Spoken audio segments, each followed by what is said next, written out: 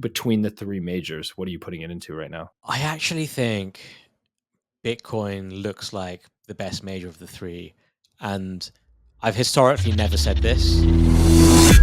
GM, good morning. Welcome to the Milk Road Show, the daily crypto show that's more addictive than a game of Snake on your old Nokia phone.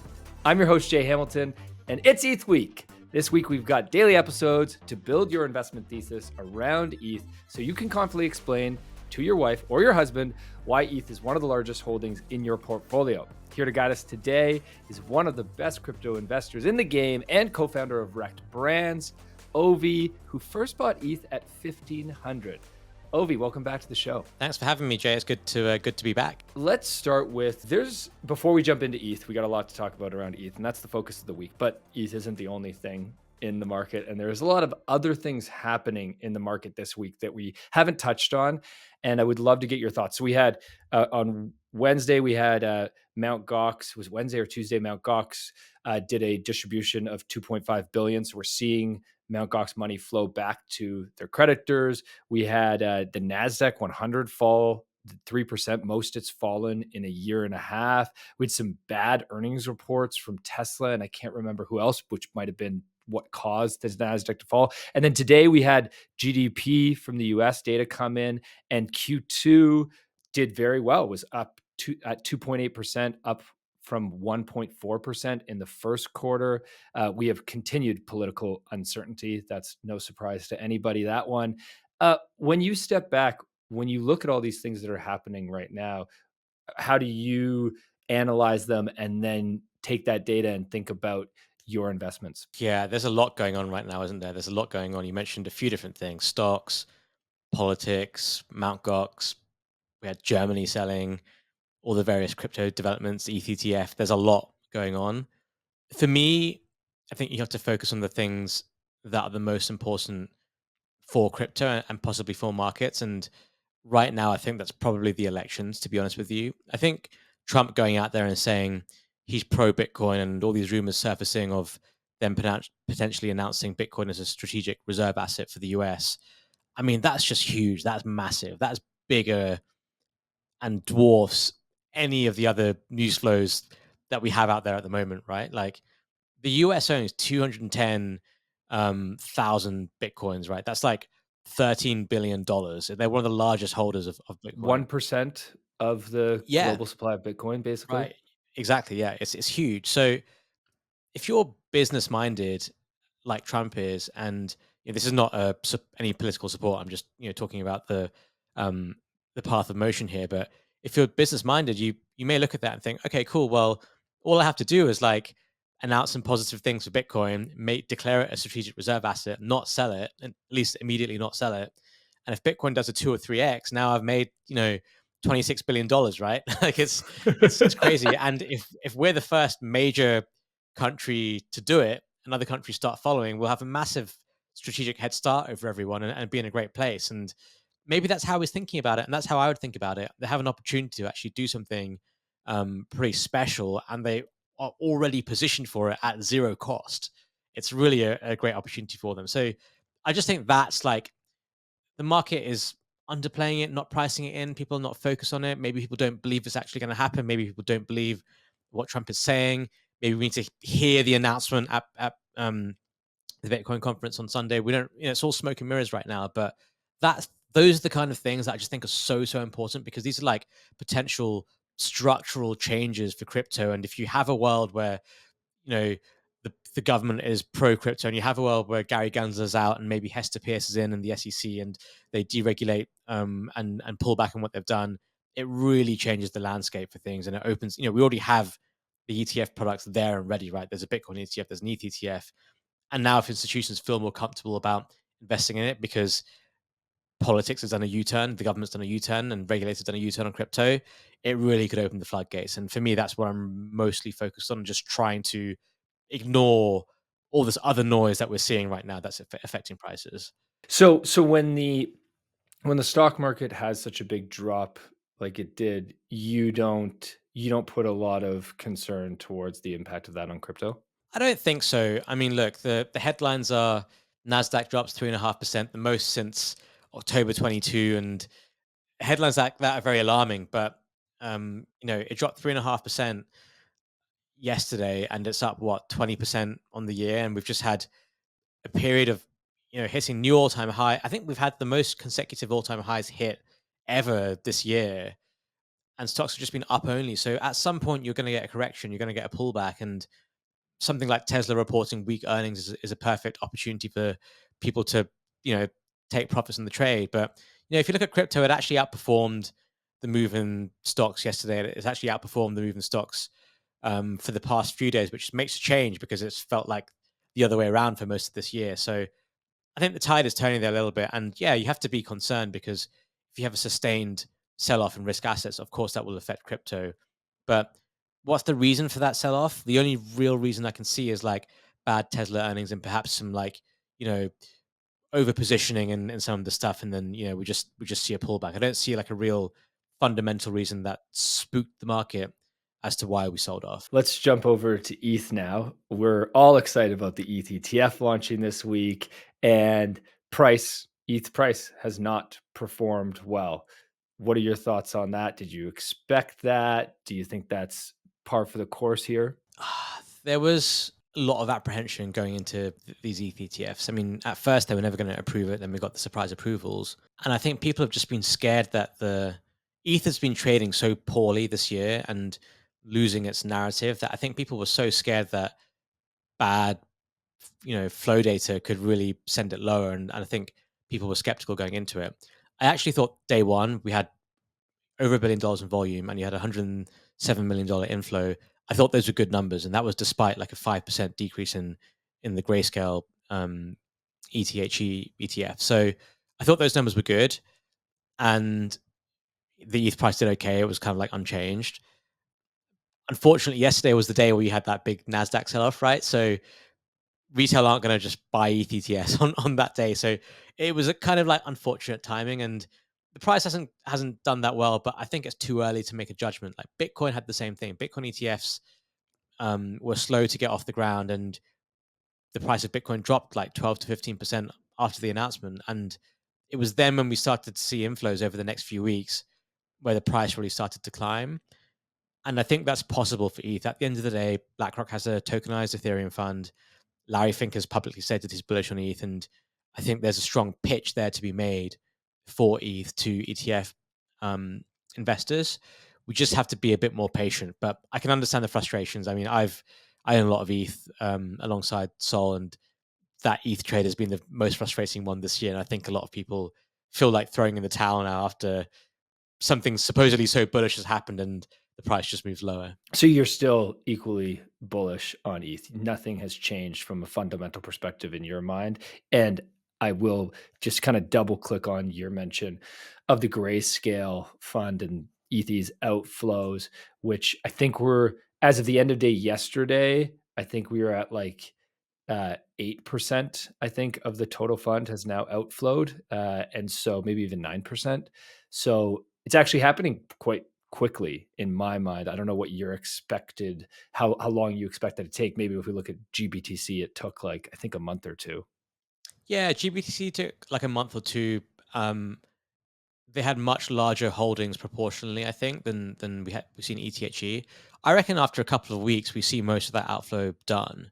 Um, I'm still bullish on ETH, but one thing I would caveat this with is I think if we don't see material inflows in the first few weeks, like let's say 4 or 5 weeks, I think I would finally change my view. Like I've personally been quite frustrated by what's happened with ETH this year, and the narrative for me is weakening. And in my head, I'm like, oh, is this the point at which I sell it will finally be the point where it goes a lot higher and rallies a lot higher. Um, but after this ETF, there isn't really any other major catalyst that I think are that positive for ETH. So if the ETH ETF can't obtain some sort of beta to the Bitcoin ETFs and can't regain some sort of beta to Bitcoin, and ETH BTC doesn't climb higher as a result of like flows, then I think, my thing's always like if you have a long term trade and in 6 months it hasn't really worked out, um, you have to ask yourself why and think about other things. And I would really consider like rebalancing more into Sol, I think. At the risk of doing that at the ratio, which is about the highs at the moment, but um, we'll see. Hopefully, we see the flows come in the next few weeks and it starts to perform. What would you consider good flows in the next few weeks? Within 4 weeks, I'd love to see something like $1.5 to $2 billion of inflow. I don't know if that number's a bit high or not. Maybe it's a bit high, but I was thinking, if we could average like 50 to 100 million every day for a month, that would be a really strong number. I think that'd be a really strong number, and I think that would make a difference on ETH.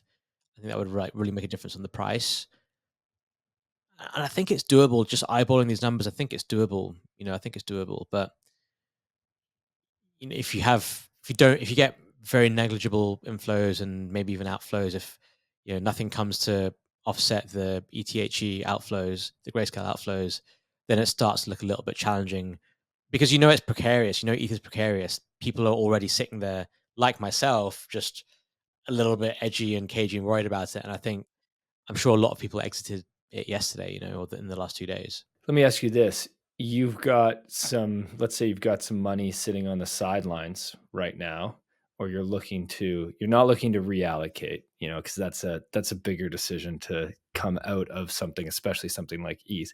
But let's say you got some money sitting on the sidelines between the three majors. What are you putting it into right now? I actually think Bitcoin looks like the best major of the three. And I've historically never said this, and I actually don't own any Bitcoin. Okay. And on top of that, I'm saying this with Bitcoin dominance at 56.25%. So almost the highest it's been for a long time. But I just think, what could ETH do here? What could Sol do here this cycle? You could maybe get like a 2 or 3x out of them, like if it does really well. But I think Bitcoin could still make that kind of a move in this cycle. And I think if the US goes out there and if Trump goes out there and makes Bitcoin a strategic reserve asset, that's specifically a positive thing for Bitcoin. And we saw how the market reacted this year to something that was specifically positive for Bitcoin, which was the ETFs. Bitcoin dominance just went higher. So, and obviously your downside on Bitcoin is like much better than your downside on ETH or Sol or anything else. So if we are late in the cycle and things turn south, you're a bit more insulated there. And I think Bitcoin could just turn into its own thing. So I don't know. I'm finding myself at an existential crisis right now because I've always been like, buy the riskier things, buy the stuff that's high beta. But upside downside, I'm starting to feel today for the first time in a long time, and admittedly late to the party, that Bitcoin actually looks like potentially the best of the three. And I don't know what I'm going to do. I'm just praying we see some ETH inflows and ETH BTC goes back higher again, and then maybe I'll swap. But I can tell that like you can't even believe what's coming out of your mouth as you're yeah, saying no. this. Like your facial expression is like you're confused, but you're like, yeah, I can't. This is what I'm saying. Okay, so what would be your expectations? Give us some like time frames. What would be your expectations um, in terms of like you pick the time frame? 1 month. I don't know how you think of time frames. 1 week, 6 months, 12 months, whatever time frame works best for you, and let's talk about some uh, targets around. I would love to talk about. I was actually just going to ask this question for ETH because it's ETH week and that's what we're really focused on. But this conversation has kind of gone more in a different direction, which is totally fine. We've talked a ton about ETH all week, so maybe we want to talk more about Bitcoin, or maybe we want to talk more about Sol, or maybe you want to do all three. It's a lot to do all three, so you don't have to do all three. But I would love to understand like what you are thinking for all-time highs in this cycle, and then more, and even better, like what are you thinking for sell target? Because all-time high is such a bad number. How many people actually get to sell at all-time high? Not many, right? So what are you thinking for sell target and like planning around exiting in this cycle? The important time frame right now for me is the next 6 months, maybe even 5 months, because that wraps around the elections. So, November we'll have the US elections, we'll find out the result. Into those elections, things will become clearer, such as Trump's crypto policy, whether the Democrats change their tune on crypto, and there's been some rumors around Kamala Harris this week as well. Maybe she's attending Bitcoin Nashville? Yeah, yeah. I think she finally denied it. Well, they finally Did she? denied it Okay. today. Yeah, but I don't know. I mean, who knows? Yeah, I mean, we're just getting like second source information there. But I think we'll get a lot of information around that in the build up to the elections, and then after the elections, we'll have a result, and then we'll know what the future of crypto looks like after that. So, I think um, things get priced in. I think things are starting to get priced in, but I think things generally get priced in. And so my expectation is that maybe the elections become like some sort of a sell the news type event, and um, we see like the Bitcoin high or whatever it should be around that like October, November time. If Trump is still ahead in the polls, and what should that number be? Where can it get to? I think realistically, perhaps something like 100K. I think if it being a strategic reserve asset is real and on the cards, I think you could get to potentially 100K, and that's where I would feel like I'd want to start taking some off. I think if Trump gets elected, if they go out and carry out these policies and they really deregulate crypto, then you could have an extended and prolonged bull run in 2025, specifically for that asset class. Things could go a lot higher, but we don't know what the execution will look like. We don't have enough information there. We don't even know if they will go and execute on it, and we don't know the probability there. So I don't want to like play that risk, if that makes sense. So I would say, Bitcoin 100K for ETH. That's probably, before I would say for ETH like 7 or 8K. I'm now feeling like that number is probably something like 5 or 6K, and I think Sol still pretty bullish there. I think it could be 300, 400 area.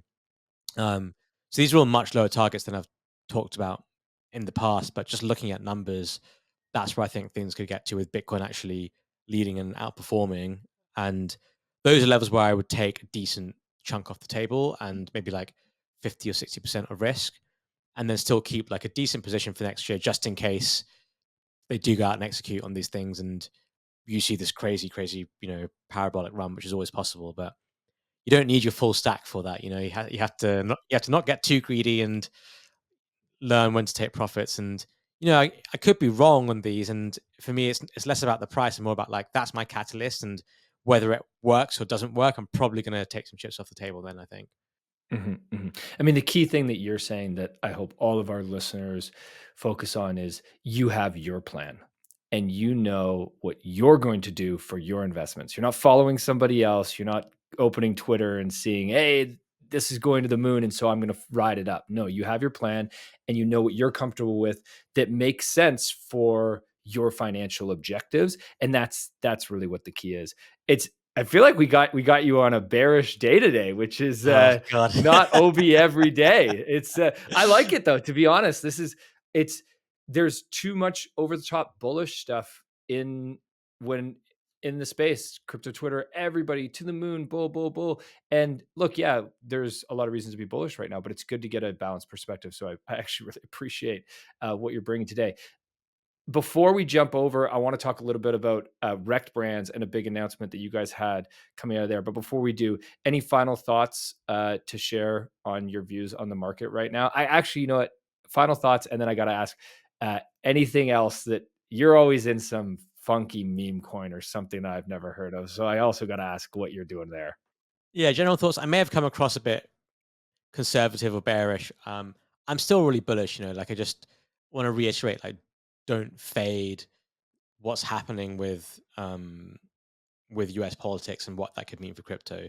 It's very big and it's very important. But have your targets and realize this stuff eventually gets priced in. Meme coins and stuff, I've been pretty quiet on that front, really. Like I've been tracking a few different things over the last few days, and every time I want to go and buy something, I decide not to, and it drops about 50%. And my observation is like I think people are just chopping themselves up quite a lot right now, and I'm sticking to the larger market cap stuff. I'm sticking to the whiff that I have. I think that's a good levered play on Solana. I think that could do really well. I own a lot of Mog, which I think we mentioned last time, and that kind of climbed close to getting to $1 billion market cap. But I think that's a um, good meme play as well. That's kind of been a little bit tied to ETH, but starting to come into its own as well. So those are the two big meme coin positions that I have that I think have proven they can survive these dips and come out of them. And I still think meme coins will do well. I think they'll do well, but you have to really keep your ears to the ground there and figure out, what you need to be in because it's very hot potato like price action there. Yeah, which is the key thing to know is if you're going to get in meme coins, be prepared to be very much more active than you need to be in the majors, which so many investors don't realize that. And then it's just gambling. You're not really smart investing at that point. Let's jump over to Rekt Brands and the Rekt Guy NFT. Uh, what the F something is brewing right now is what I'm seeing all over your Twitter. I don't, that is probably a separate thing that's coming up. Let's talk first about what happened. I don't know if it's sometime in the past month. I can't remember exactly when you guys did this, but you gifted equity to your Rekt Guy NFT holders. First project I know of that has given equity to NFT holders. Tell us, why did you do this and what outcome are you hoping to achieve here? Yeah, look, I think in 2021 you had a lot of NFT projects that raised a ton of capital and then had investors to drive value to. And the way they did that was just to sell more NFTs to the collectors and consumers, and they ended up diluting their collections. And um, it just became a conflict of interest. Like, who are you driving value to? And I think there was this misconception by NFT collectors that they were like getting equity in the business, or that their NFT should behave the way that businesses behave. And the answer is they didn't really. All they did was create a ton of brand and IP, but it was tough to like drive the value to that. So we're doing a lot with Rekt Brands, which is a kind of like a spin-off of the Rekt Guy NFT project, and we've made Rekt drinks and all that kind of stuff. And I was thinking, if this does really well, if we really nail it with Rekt Brands and make it into a big thing, how do the original NFT holders benefit? Well, maybe the Rekt Guy NFTs go higher on like a sentimental trade. Maybe they don't. Like, who really knows? But it would be great if there could be like some kind of mechanical way where the NFT holders could benefit from the upside of this. And now you run into all sorts of issues there with securities law and all that kind of stuff, and it's difficult to do. But what we did was we took a, a snapshot in the past of our NFT holders and then granted equity through a crowdfunding exemption in the US.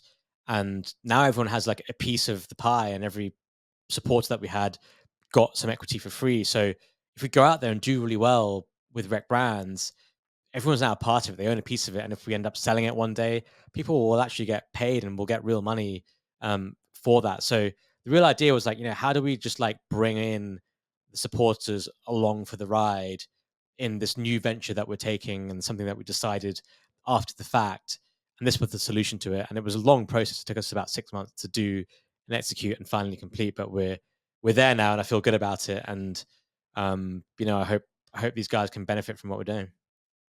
And obviously, you know, long process, expensive process as well. Did you come at this from the perspective of like, just this was the right thing to do? Or did you have some business analysis that told you this could bring more value to the business as well? I think it was first and foremost a sentimental thing. We really felt like, we're giving something up here to our community.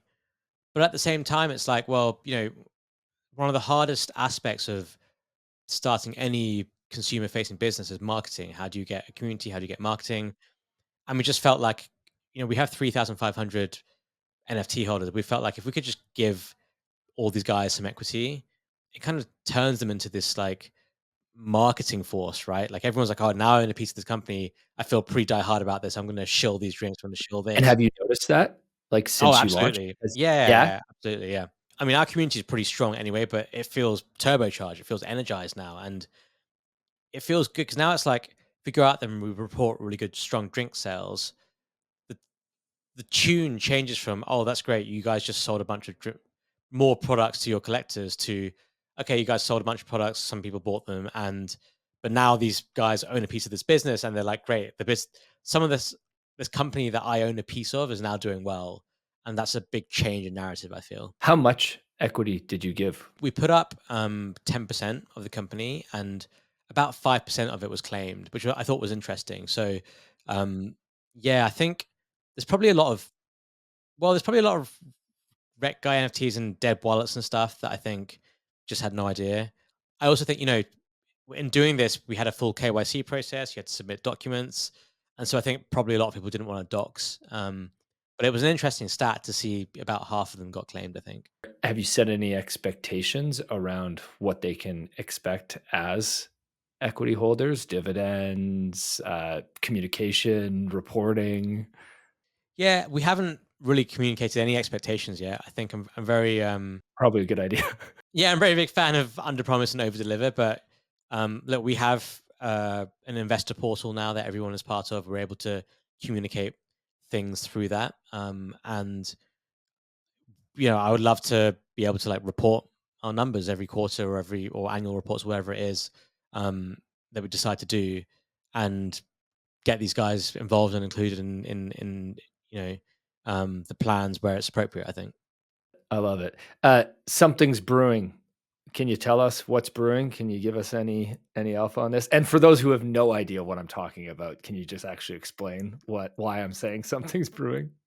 Yeah, so our Rekt Drinks Twitter account uh, has posted a video, an animated video, and it says something is brewing, and the video is of a Rekt guy at a computer screen, cracks open a can, has a drink of it, and then he ends up in this like big treasure cove, whatever, and then the scene cuts out basically.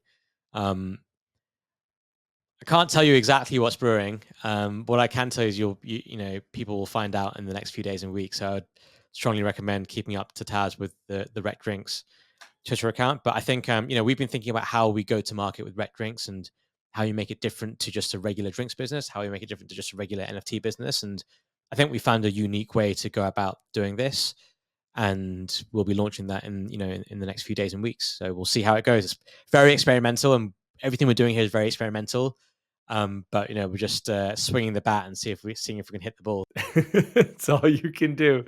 Show up and take your shot, and I respect anybody who takes the shot. So, Ovi, thank you so much for joining the show today again. And yeah, what a interesting show we had. That was really, we got all over the place and talked about a lot of things. I agree that it you were conservative, not bearish. I shouldn't have used the word bearish. You were I'm conservative. You're usually so definitely not a bullish that bear. people every time I'm not so bullish, people just think I Yeah. get bearish.